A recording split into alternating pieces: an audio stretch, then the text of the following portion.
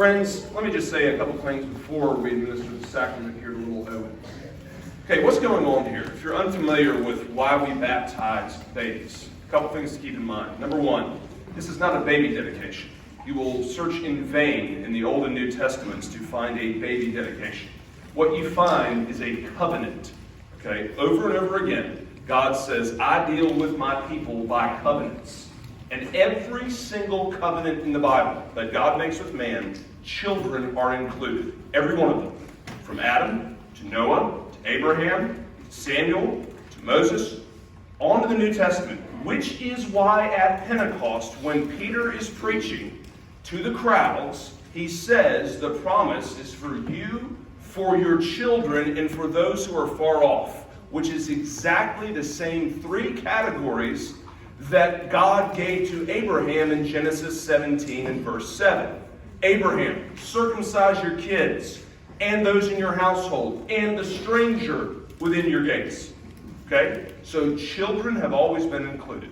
Second thing, baptism doesn't save anybody, whether an adult or a child. What are we doing here?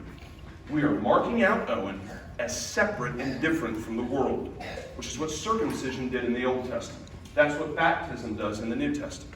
The other thing we're doing, friends, we're not just sitting here as passive watchers, where it's like, oh, cool, it's sentimental, Hugo Owen's getting baptized, what am I having for lunch? Okay, which is what usually happens in baptism. Here's what I want you to think about when I pour the water on his head, or sprinkle it rather, sprinkle. Here's what I want you to think about. This pictures salvation for every Christian in here. You know why?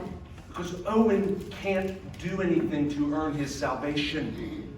He's not going to be saved by baptism, but he's marked out by this sign. And for all of us in here, just like little Owen, we are totally passive when it comes to salvation. God himself has to save us. That's what this reminds us of. It's all of grace. You cannot do a thing to save yourself, just like Owen cannot do a thing to save himself. So think about that. Remember your own baptism this morning as you watch this child baptized.